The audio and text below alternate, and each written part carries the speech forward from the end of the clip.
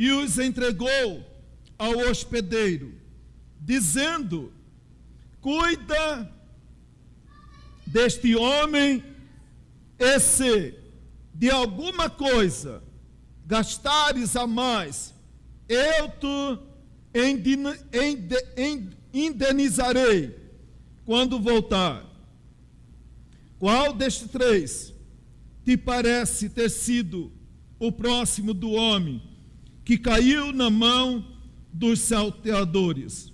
Respondeu-lhe o intérprete da lei: o que usou de misericórdia para com ele. Então lhe disse: vai e procede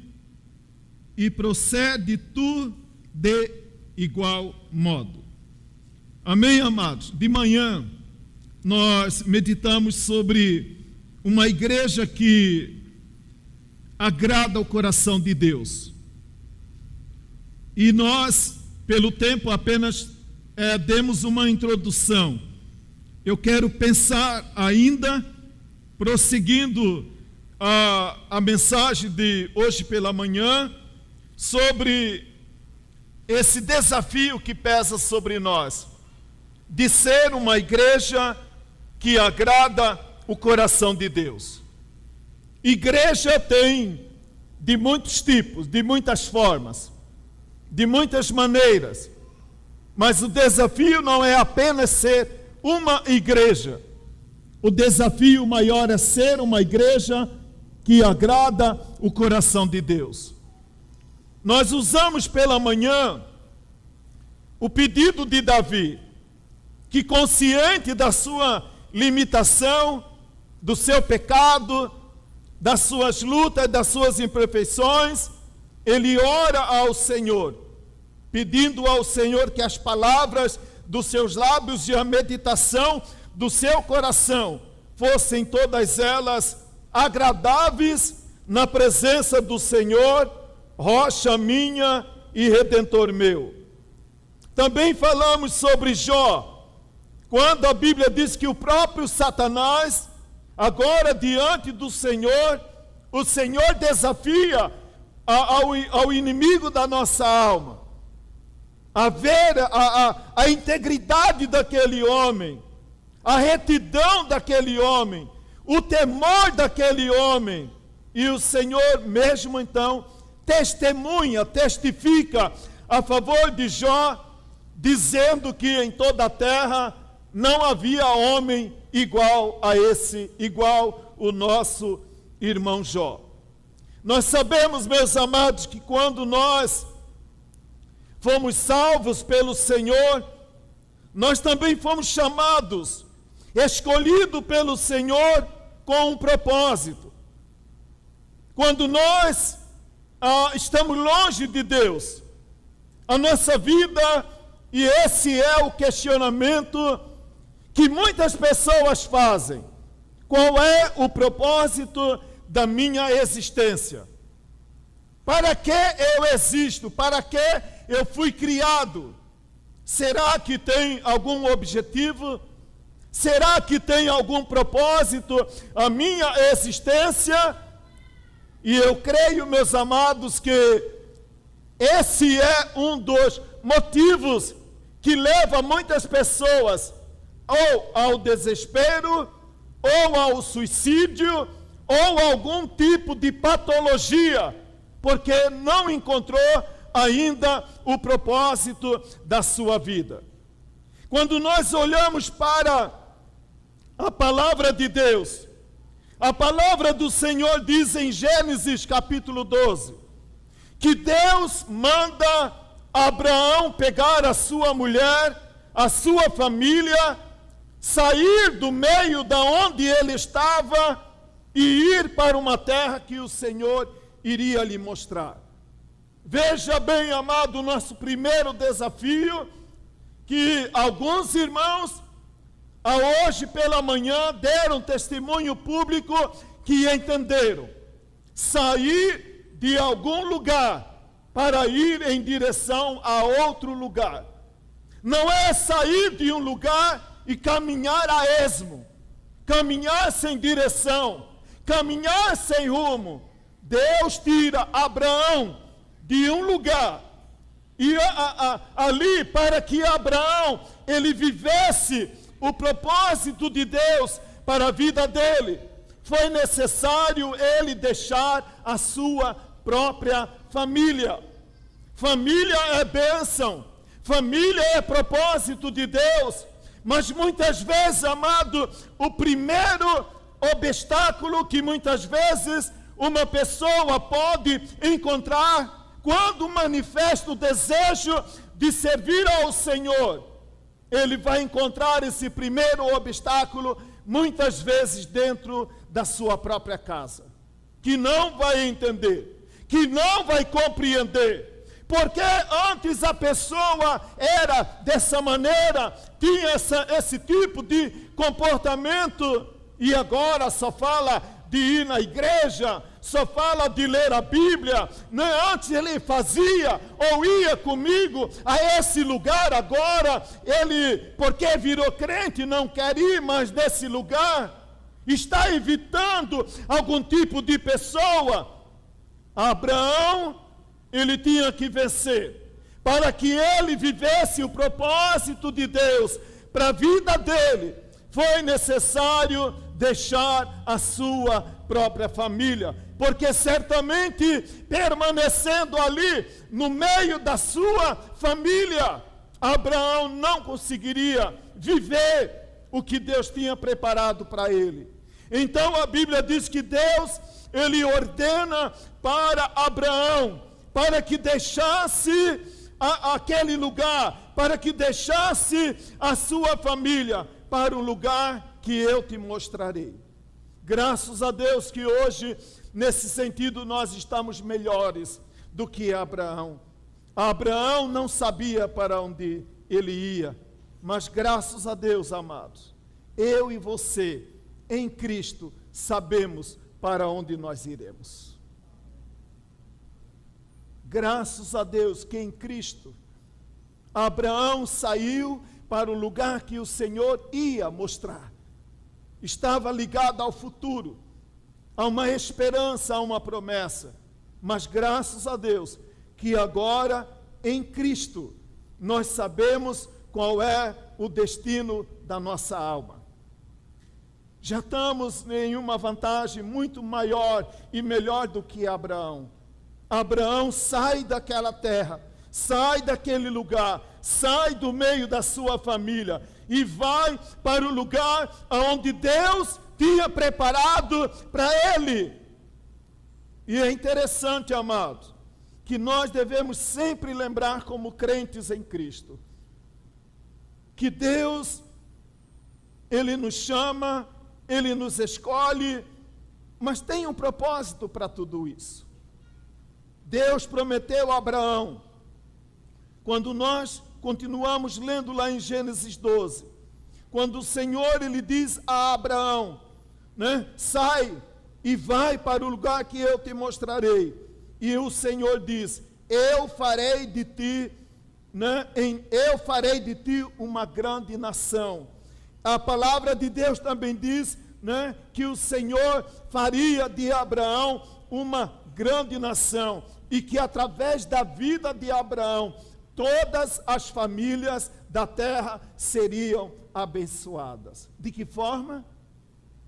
Quando nós olhamos em Mateus, nós vamos descobrir na palavra de Deus que Jesus é filho de Abraão. E então em Cristo, agora pela salvação que ele conquistou para nós, para nós, na cruz do Calvário, nós sabemos que a palavra, a promessa que Deus fez a Abraão se realiza na nossa vida, através da pessoa do nosso Senhor e Salvador Jesus Cristo. Hoje nós somos abençoados, porque Deus prometeu lá através de Abraão que Ele iria nos abençoar. E hoje a bênção, a maior de todas as bênçãos, que é a bênção da salvação em Cristo. Os irmãos desceram as águas hoje pela manhã, confirmando que entenderam que Deus tem um propósito para a sua vida. Deus tem um propósito, Deus tinha um propósito para a vida de Abraão. E a Bíblia diz então, né, o Senhor continua a falar com Abraão, e o desafio que Deus tinha para Abraão é: você vai ser uma bênção, você deve ser uma bênção. Lamentavelmente, amados,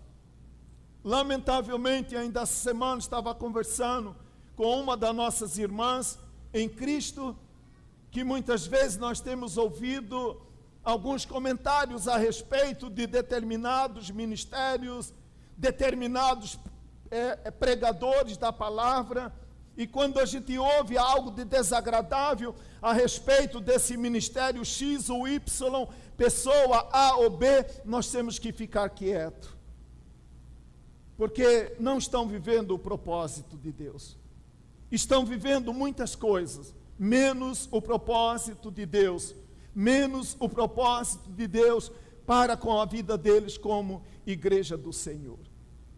Que Deus possa, nessa primeira palavra, abençoar a cada um dos irmãos que desceram as águas hoje pela manhã, para que nós possamos, no lugar onde você estiver, ouvir coisas boas ao teu respeito. Que você tem procurado viver uma vida digna diante do Senhor, diante da palavra de Deus, diante desse compromisso que nós assumimos quando nós aceitamos o desejo de batizar. A palavra de Deus diz que depois de Deus ter chamado Abraão, e a gente avança um pouco mais na palavra de Deus, livro de Êxodo, capítulo 19, verso de número 6, Deuteronômio, capítulo 7, verso de número 6 também. A Bíblia diz que a igreja, Israel, aquela nação que nasceu com Abraão, ela era uma propriedade exclusiva do Senhor. Amado, quando nós confessamos a Jesus, a Bíblia diz que nós passamos a fazer morada em nós o Espírito Santo de Deus. Por isso, não é que crente não pode prostituir, por isso que crente não pode beber, por isso que crente não pode, não é só por causa disso, amado. É porque nós sabemos que o nosso corpo é um templo do Espírito Santo do Senhor. Eu não bebo porque eu sou crente. Eu não bebo porque o Espírito Santo do Senhor habita em cada um de nós. A Bíblia diz que nós somos propriedade particular de Deus, propriedade especial, escolhida por Deus, para que através da nossa vida o mundo conheça, experimente o amor e a graça da salvação. A Bíblia diz também, né, que vós sois propriedade particular, especial, vós sois reino de sacerdote, nós somos sacerdote do Senhor. Sacerdote não é apenas alguém que recebeu uma imposição de mãos, passou por um concílio, fez um curso de teologia. Nós, cada crente, cada pessoa é um sacerdote do Senhor. Aonde você estiver, seja na sua casa, seja na escola, seja no trabalho, ali você é um sacerdote do Senhor. Ali você é uma pessoa que Deus quer usar para que através do lugar aonde você está, outras pessoas também sejam alcançadas pela palavra do Senhor. Ele diz também que nós somos a nação santa. E aí, olhando para 1 Pedro capítulo 2, verso de número 9, a Bíblia diz que nós somos, Pedro ratifica o que está escrito em Êxodo 19 e Deuteronômio 7. Pedro ratifica em 1 Pedro capítulo 2, verso de número 9. Ratifica, amplia aí o propósito de Deus. Agora, olhando não para Israel como nação, mas olhando para o corpo de Cristo, para a igreja do Senhor, diz que nós somos propriedade especial do Senhor, nós somos reino de sacerdote, nós somos uma nação santa, a fim de proclamar as virtudes daquele que nos chamou das trevas para a sua maravilhosa luz. Daquele que nos chamou das trevas para uma vida sem sentido, para uma vida sem propósito. Agora, em Cristo, eu descubro, a minha vida tem um propósito. Deus tem um ministério para cada pessoa aqui nesse lugar. Deus tem um ministério para você que foi batizado hoje pela manhã. Deus tem pelo menos um ministério na sua vida, minha irmã, de ser sal e luz aonde você estiver, na sua casa, no seu trabalho, no meio dos seus parentes, né, que todos possam olhar para cada um de nós e ter aquela tranquilidade de afirmar: ali vai um crente, ali vai uma mulher de Deus, ali vai um homem de Deus. Agora veja bem, quando nós olhamos para a parábola do samaritano, a primeira coisa que nós vamos encontrar aqui, usando como referência a história do samaritano, nós vamos encontrar uma igreja distante do seu propósito original. Um homem que não era simplesmente um homem comum, ele era um doutor da lei. Ele se coloca como se não conhecesse a palavra do Senhor. Como pode um advogado não conhecer o Código Penal? Como pode um advogado não conhecer a Constituição? Como pode um doutor da lei não conhecer os processos de um trabalho que ele recebe? Mas esse homem, ele revela uma igreja distante do seu propósito original.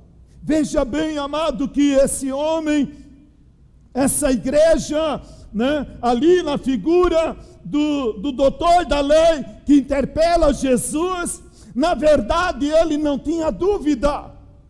Na verdade ele sabia, ele conhecia a verdade. Não tinha como negar, não há como negar que esse homem não se tornara um doutor da lei sem conhecer a lei. Porque para tornar um doutor da lei, ele precisava conhecer a lei. Se não conhecesse a lei, não poderia ser um doutor da lei. Muitas vezes, amado, a crise de muitas pessoas hoje não é porque não conhecem o Senhor, é porque não conhecem a palavra do Senhor, é porque não conhecem o Deus da Bíblia, e a Bíblia do Deus que nós pregamos. Na verdade, eles querem viver uma vida de conforto entre Deus e o mundo, e por isso elas vacilam, por isso elas não se estabelecem, por isso elas começam, mesmo conhecedora da palavra, vivendo longe da palavra, negando a palavra, como se não conhecesse a palavra e nem o Deus da palavra. Esse homem é o perfil da pessoa que quer estar bem com a sociedade e estar bem com Deus, estar bem com a palavra, estar bem com o Senhor e estar bem com o mundo. Por isso, esse homem que interpela Jesus, ele revela uma igreja contestadora, uma igreja barulhenta, uma igreja contestadora, barulhenta, mas desfocada. E por isso, aquele homem, sendo doutor da lei, ao invés de trabalhar, aquele homem continuava dando trabalho. Muitas pessoas, por não entenderem, ou talvez por não abraçarem verdadeiramente o propósito de Deus para a sua vida, apesar de tantos anos de conhecimento da palavra, conhecimento do Senhor, ao invés de trabalhar, continuam dando trabalho. Porque precisa explicar a ela o beabá da salvação. Coisas básicas que não deveria mais ser dúvida, mas ela continua tendo dúvida. Veja bem, amado, a Bíblia diz que esse homem, esse doutor da lei, quando ele interpela Jesus, não é porque ele tinha um coração quebrantado e contrito na presença do Senhor. Ele queria colocar Jesus à prova. Ele queria medir o conhecimento de Jesus. Ele queria conhecer os mistérios misteriosos da teologia. E aí o dia que eu conhecer, eu vou ser crente. Uma igreja contestadora, barulhenta, porém desfocada, que ao invés de trabalhar, ainda dava trabalho. Você já é crente há quanto tempo? Faça uma análise na sua própria vida e responda para você e Deus agora. Você é do tipo que trabalha ou do tipo que dá mais trabalho? Porque muitas pessoas ainda continuam nesse dilema, por não encontrar, por não entender o propósito do Senhor para a sua vida. A Bíblia diz que esse homem, ele vem a Jesus para pôr Jesus à prova, e por isso ele faz uma pergunta, né, que devo fazer para ser salvo?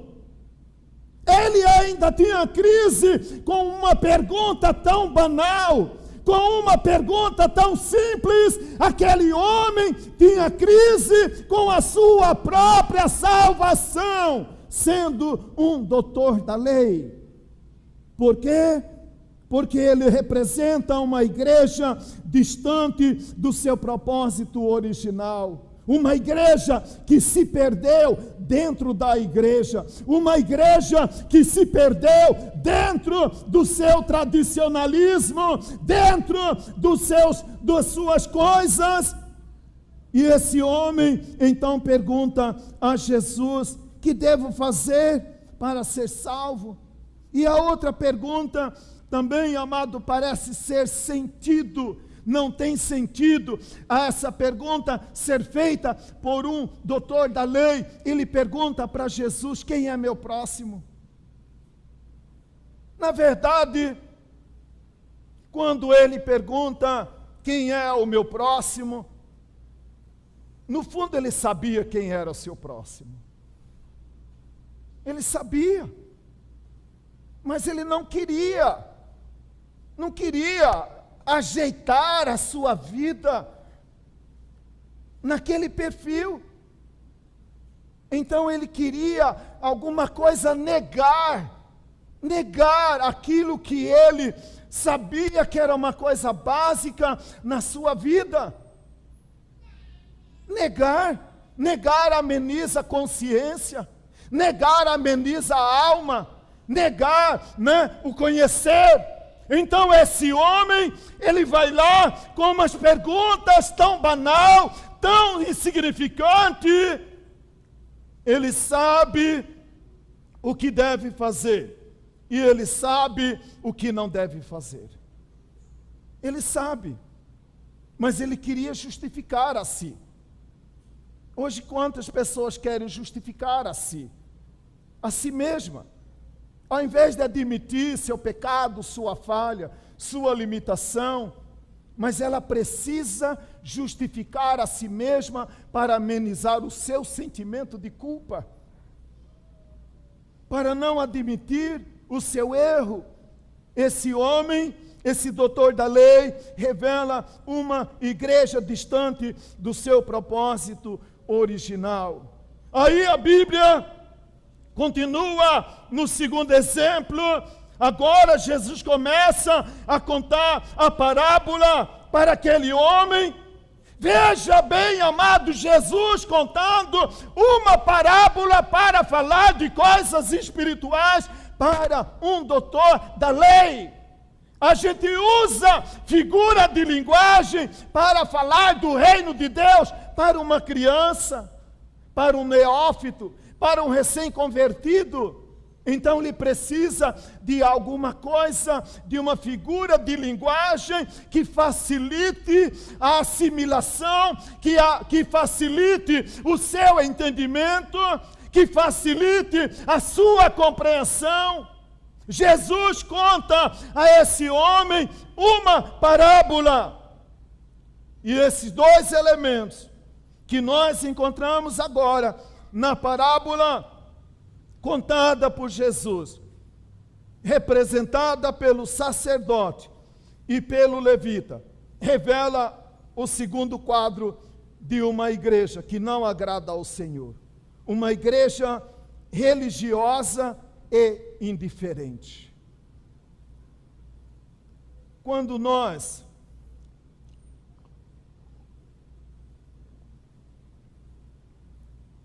saímos de Cuiabá, na virada dos anos 89 para os anos 90, Deus nos levou para Terra Nova do Norte. E aí, através dessa experiência de trabalhar lá em Terra Nova do Norte, eu tinha que dar cobertura a algumas outras igrejas, como Matupá, Peixoto, Guarantã, e até lá no sul do Pará, nós viajamos, Alta Floresta e toda aquela região. E lá naquela época, então, havia um movimento muito grande de garimpo. E aí era comum, tanto ali em Terra Nova, como também no sul do Pará, região de Alta Floresta, as pessoas relatarem. Tal dia, saí de casa e ia lá para o Baixão. Baixão é o lugar onde eles trabalhavam para extrair o ouro. E aí eu encontrei alguém morto no meio da estrada. Fui lá, revirei ele, não reconheci quem era, deixava lá. A indiferença. Era uma coisa assim tão grande, amada, a pessoa dizer: eu encontrei uma pessoa morta na beira da estrada, e o que você fez? Deixei lá. Não é meu amigo, não é meu parente, não é da minha família, eu deixei lá.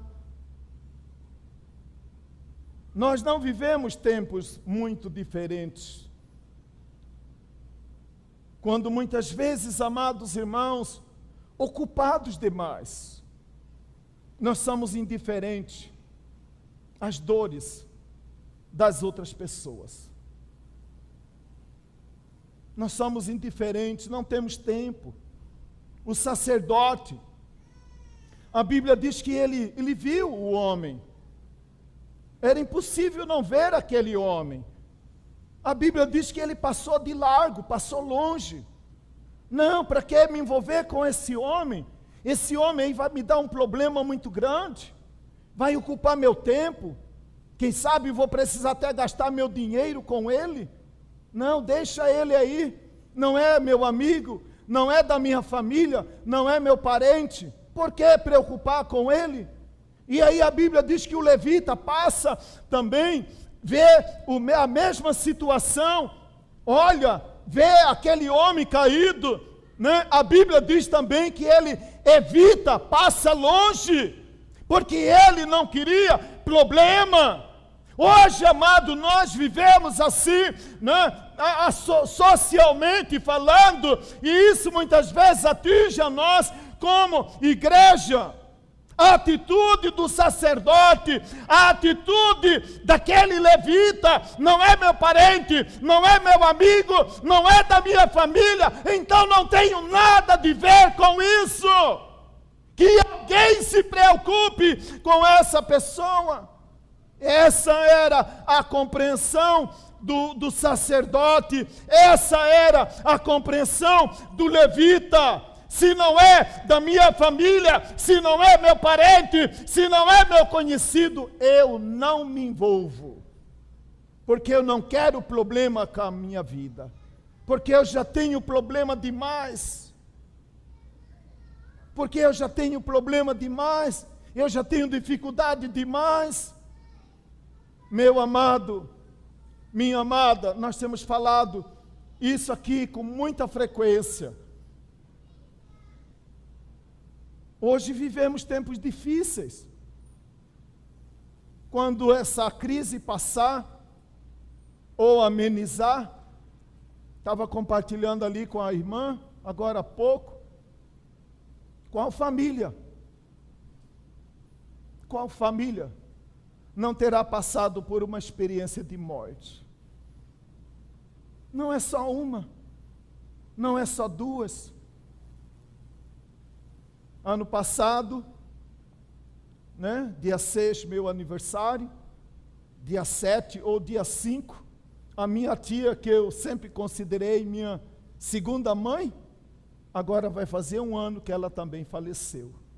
Antes dela falecer, faleceu o meu primo, que não sabia que estava com vírus, foi à casa dela e ela foi contaminada. Quantos de nós precisamos parar para ter os nossos dias de luto? Mas você precisa se posicionar. A vida continua. Gente precisa de você. Nós vamos parar quanto tempo para chorar a nossa dor e não reagir? Há muitas pessoas que também estão caídas na beira do caminho, precisando de alguém, precisando de uma ajuda, precisando de alguém que venha ajudá-la nesse momento de dificuldade. Mas a Bíblia diz que esse homem, esse sacerdote, vendo aquele moço, aquela pessoa, ele passou de longe. Por que eu falei da questão da religiosidade? Que essa segunda figura, a figura do sacerdote e do levita, aqui representa uma igreja religiosa e indiferente. Uma das coisas que um judeu aprendia desde cedo é que ele não deveria tocar em mortos. Porque se tocasse em mortos, então ele se tornaria impuro. Talvez preocupado com a sua religião que proibia tocar em mortos, aquele homem viu um semi-morto e negou ajudar aquele homem, por causa da sua religiosidade, que mais valorizou naquele momento a tradição da sua religiosidade do que a necessidade de uma pessoa que estava precisando de socorro. Ele se tornou religioso e indiferente. Aí a Bíblia diz então, que depois que o sacerdote passou um levita. E o comportamento do levita foi semelhante ao comportamento do sacerdote. Eu imagino que talvez a Bíblia não descreve quanto tempo levou entre o passar do sacerdote e o passar do levita. A Bíblia não diz. Mas conjecturando, pensando sobre essa situação, talvez o levita viu o sacerdote passar e não fez nada por aquele homem caído à beira da estrada. Eu imagino que o levita pensou: se o meu líder não se preocupou, por que eu vou me preocupar? Se o meu líder não fez, por que eu vou fazer? Sabemos que é uma responsabilidade para nós como líder, porque normalmente o discípulo vai seguir o passo do discipulador, é inevitável, mas um erro não pode justificar outro. Muitas vezes pessoas dizem, se os pastores não fazem, por que eu vou fazer? Comportamento de um levita, religioso, porém indiferente. Aquele homem, aquele levita, olha para aquela vida, né? Olha para aquela pessoa, mas a Bíblia diz, certo samaritano passa por ali, e agora na pessoa do samaritano, nós encontramos mais uma vez, o exemplo de uma igreja que agrada o coração de Deus, na figura do samaritano. Como eu disse pela manhã, conforme João, capítulo 8, verso 48, quando um judeu queria denegrir outro judeu, chamava-o de samaritano, porque o judeu mais radical, na sua oração que ele fazia, ele agradecia a Deus, por não ter nascido mulher e nem samaritano. E então, quando o Senhor usa para aquele doutor da lei a figura de um samaritano, Jesus, conforme também algumas pessoas fazem algumas interpretações, dizendo que talvez o doutor da lei representa o doente e Jesus, o samaritano, que veio para se importar com as pessoas, que veio para dar a sua vida pelas pessoas, que veio para curar as pessoas, que veio para libertar as pessoas. Libertar, interprete aí da maneira como você entender, mas nos libertar de alguns laços, de algumas coisas que nos prende, que nos amarra, que nos impede, que nos leva a viver uma vida capenga, que faz nos levar uma vida que não é aquela que Deus tem como propósito para a cada um de nós. A Bíblia diz então que esse homem, o samaritano, verso 33 ao verso de número 37 de Lucas capítulo 10, a Bíblia diz que esse homem, ele viu, ele parou, ele sentiu e ele fez. Veja o progresso na atitude desse homem. Ele viu como o sacerdote tinha visto, como o levita tinha visto. A Bíblia diz que o sacerdote e o levita não parou, esse homem parou.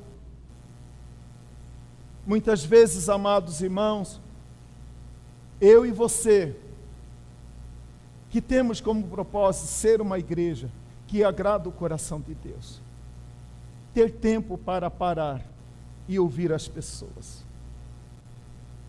ouvir seu marido, ouvir seu filho, ouvir sua mulher. Mas muitas vezes nós estamos iguais ao sacerdote, ao levita, não paramos nem para ouvir os nossos filhos. E muitos perdem seus filhos porque não param para ouvir seus filhos, parar para ouvir suas filhas, parar para ouvir. Esse homem, ele parou. O sacerdote não parou, muito ocupado, muito atarefado. Atarefado para quê? Ocupado com tanta coisa para quê? Para onde você vai levar tudo isso? Ou o que você já tem, o que você sonha em ter? Esse homem, o samaritano, ele viu, ele parou. Quantas vezes nós precisamos parar?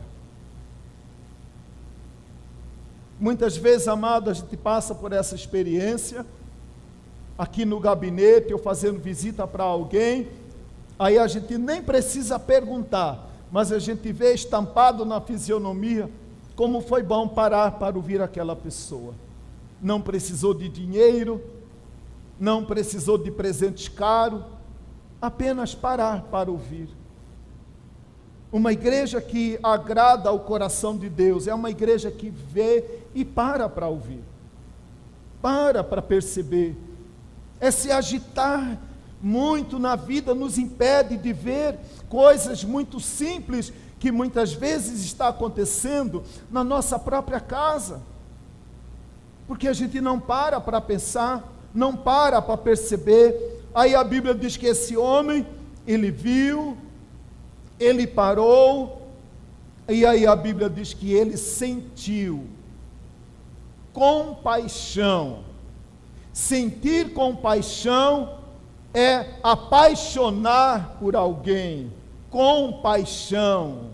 Aquele homem apaixonou, aquele homem amou aquele homem doente, aquele necessitado, aquele ferido. Muitas vezes, amado, é fácil amar o endinheirado, o sarado, o curado, mas como é difícil amar aquele que muitas vezes não tem nada para nos oferecer, e talvez só vai nos oferecer trabalho. Nós vamos ter que gastar o nosso dinheiro com ele. Foi o que aconteceu com esse homem, né? A Bíblia diz que ele viu, ele parou, ele sentiu e ele fez, ele agiu. Muitas vezes nós também podemos ver, nós podemos parar, nós podemos sentir, mas depois nós justificamos. Eu não posso fazer nada por ele, então eu vou pedir lá na igreja que o pastor vê o que dá para fazer por ele, o que a igreja dá para fazer por ele. Não, amado, muitas vezes você vai, olha, você sente, mas o que você fez? Ah, fulano, olha, eu fui visitar fulano, como ela está triste, como ela está abatida, mas o que você fez por ela? Ah, eu não pude fazer nada. Como não pode fazer nada? O doutor da lei. Aí a gente se coloca como doutor da lei, uma igreja distante do seu propósito original, ou uma igreja religiosa e indiferente. Mas aquele homem, ele vê, ele para, ele sente e ele faz alguma coisa por aquele homem. Veja bem como descreve a palavra do Senhor.